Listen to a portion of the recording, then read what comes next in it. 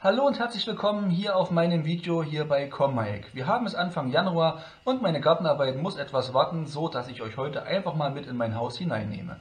Unsere Villa ist 120 Jahre alt und hat den einen oder anderen feuchten Keller, die wir zum Teil schon trockenlegen konnten. In diesem Video nehme ich euch einfach mit bei einem weiteren Keller, der noch nicht trockengelegt wurde, und zeige euch, wie ich vorgehe, welches Verfahren ich anwende und auf was man vielleicht achten sollte und was man auf keinen Fall tun sollte. In dem Sinne, bleibt dran, bis gleich.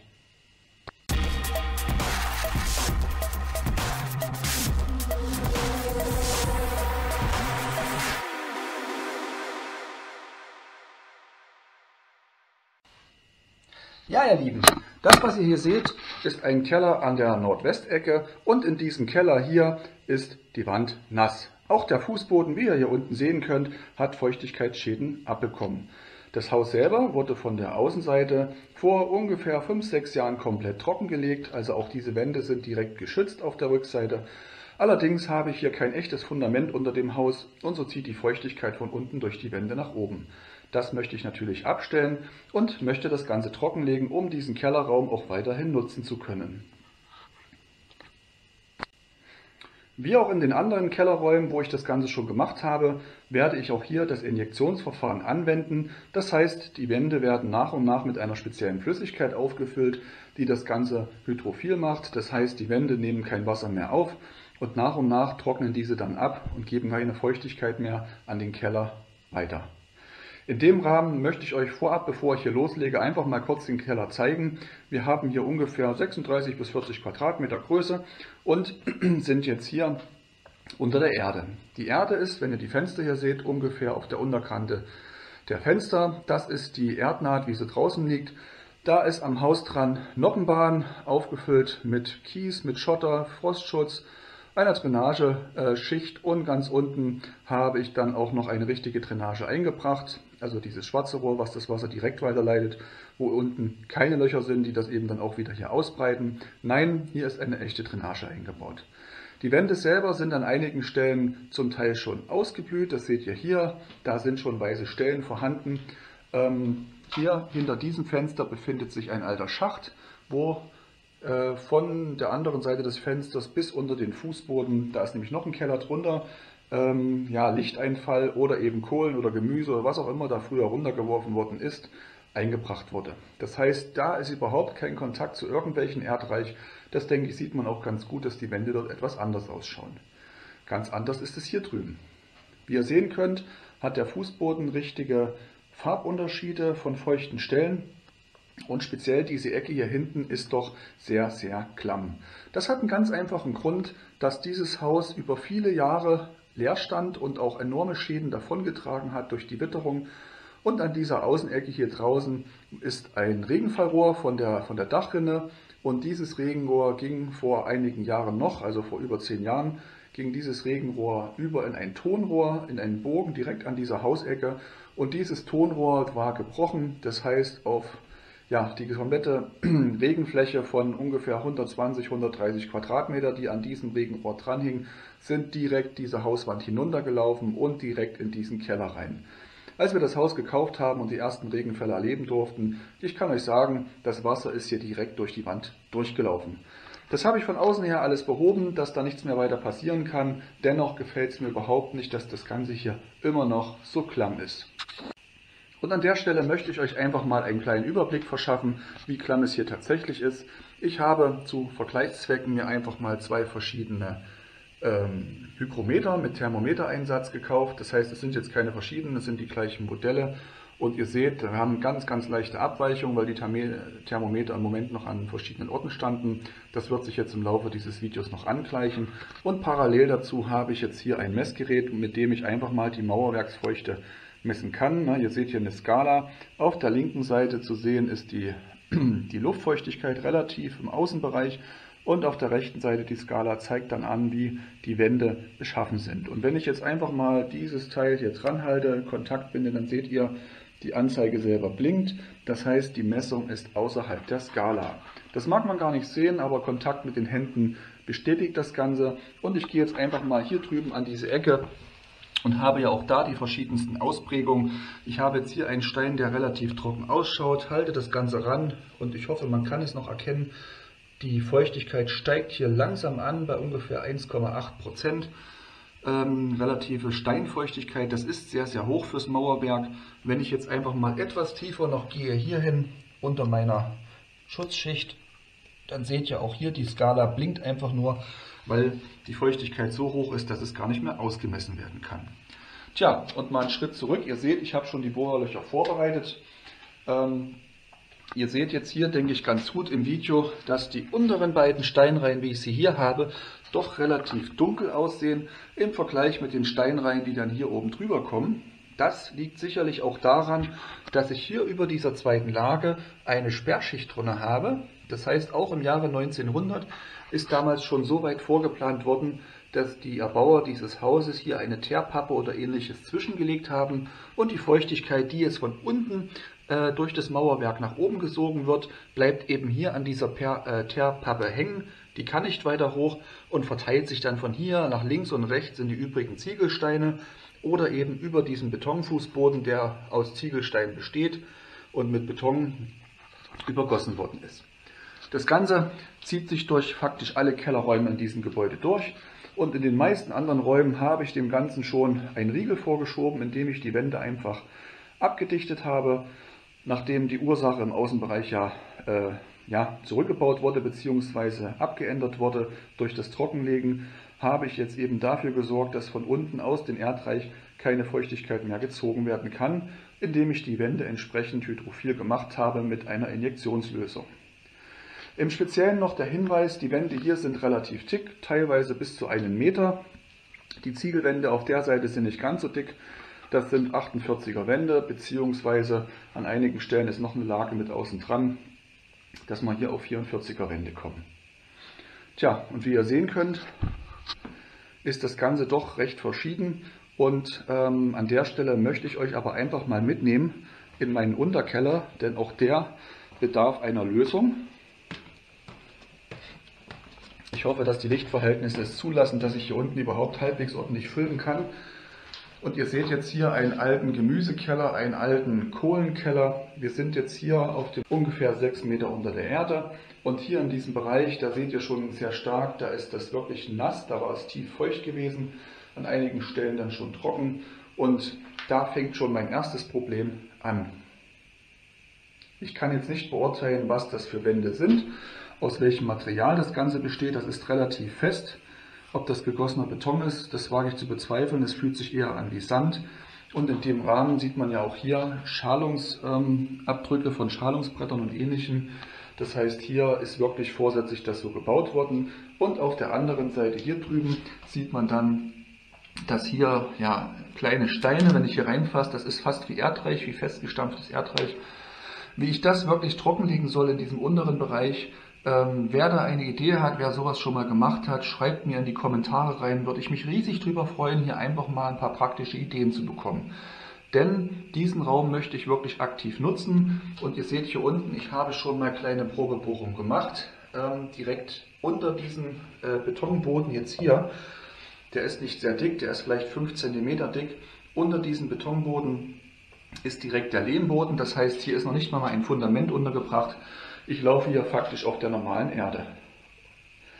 Die Feuchtigkeit, die hier eingezogen wird, die verteilt sich hier in dem ganzen Bereich und das sieht man eben dann leider Gottes auch, wenn ich einfach mal nach oben schwenke in die Decke. Die Decke selber ist mit Stahlträgern hergestellt worden und zwischen diese Stahlträger dazwischen sind Ziegelsteine eingemauert. Das Ganze ist relativ stabil, aber Hand aufs Herz, wirklich vertrauenserweckend schaut das Ganze nicht aus. Also ich kann hier den Rost mit dem blanken Finger hier runterzupfen.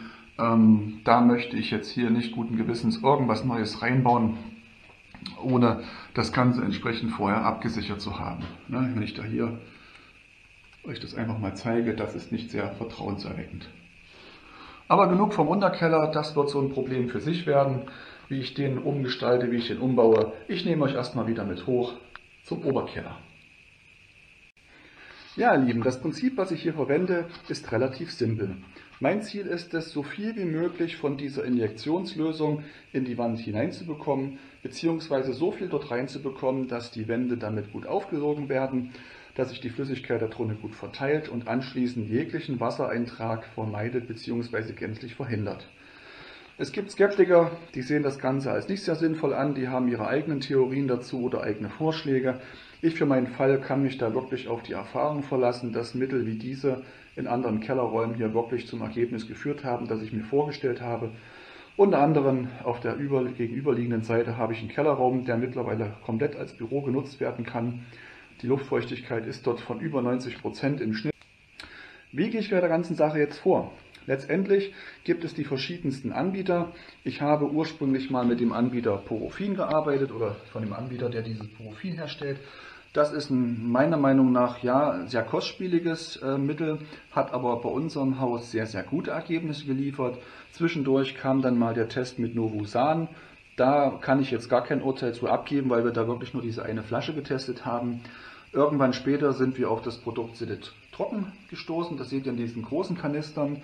Das ist preislich eine ganz andere Klasse als zum Beispiel die beiden anderen hier. Also im Sinne, dass es deutlich günstiger ist.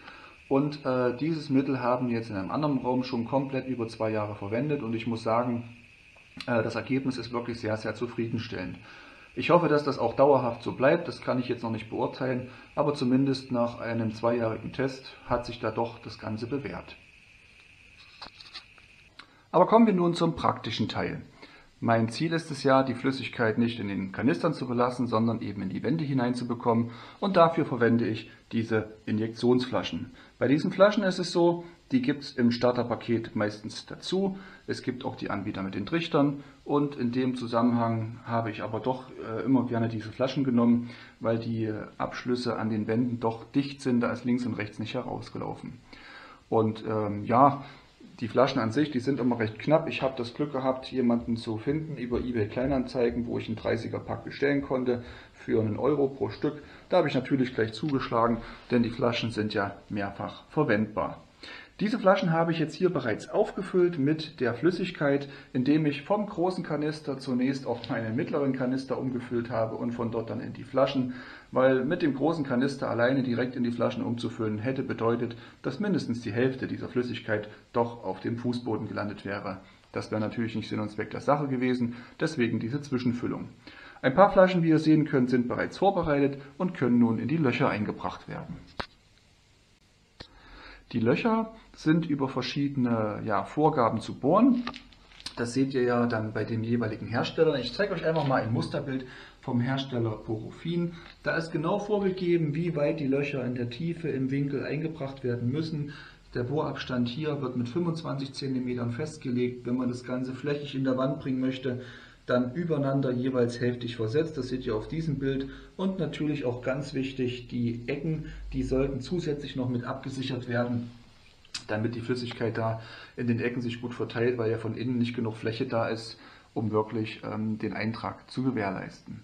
Die Löcher habe ich jetzt hier in einem deutlich engeren Abstand gebohrt, weil die Wand doch sehr viele Feuchtigkeitsschäden aufweist. Und ja, ich setze hier auf die Indianermethode, viel hilft viel. Deswegen keine 25 cm, sondern immer der halbe Stein. Das heißt, wir sind jetzt hier irgendwo bei 12 cm, die ich die Löcher gebohrt habe. Das Ganze auch unterhalb der Pappschicht, die ja hier in der Wand drin ist und einen gewissen Schutz ja bringt. Denn oben drüber sollte das so oder so irgendwann mal austrocknen. Und mir geht es erstmal darum, von unten her das Ganze abzusichern. Ich mache jetzt eins. Ich nehme jetzt meine Flasche, so wie sie jetzt hier ist. Ja, die habt ihr dann in der Hand. Nehmt euch einfach ein Bohrloch, steckt die Flasche jetzt hier rein, vom Winkel her bis zum Anschlag rein. Das Ganze blubbert jetzt erstmal eine ganze Weile, bis das Bohrloch vollgesogen ist, und dann hält das Ganze auch schon an und läuft dann Stück für Stück in diese Wand hinein.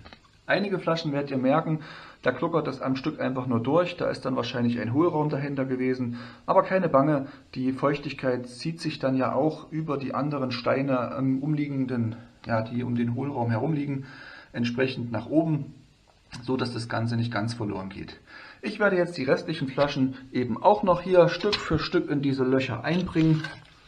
Ja, das Ganze idealerweise immer ein bisschen gedreht, dass man oben auch sehen kann, wie viel schon reingelaufen ist. Das Ganze auf die Länge hier einmal hier rüber und dann einmal auf die andere Seite hier rüber bis hier vorne hin. Mal schauen, wie weit ich mit meinen bisherigen Flaschen komme, die ich umgefüllt habe. Ansonsten muss ich dann nochmal nachhelfen. Die aufgefüllten Flaschen habe ich jetzt vollständig in die Löcher eingebracht. Ihr seht, dass es genau bis hinten in die Ecke gereicht hat und lediglich bei 2 Flaschen ist es mir passiert, dass diese nicht richtig in der Öffnung drin waren und wie diese Flasche nochmal nachgerückt werden mussten, da ist was daneben gelaufen. Und hier vorne, da habe ich die Flasche dann gleich komplett rausgenommen.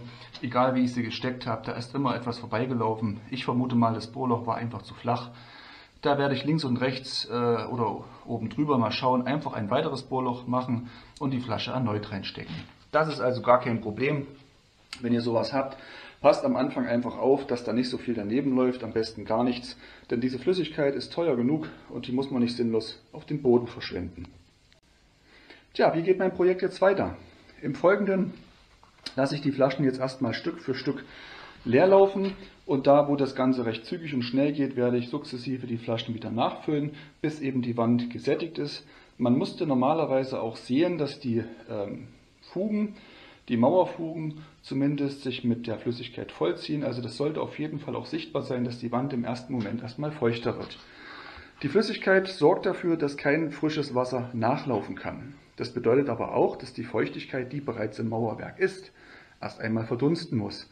Das heißt, bei dem Mittel, was ich hier verwende, wird das Wasser jetzt nicht aktiv verdrängt, sondern Stück für Stück verdunstet es von alleine über die Wandflächen.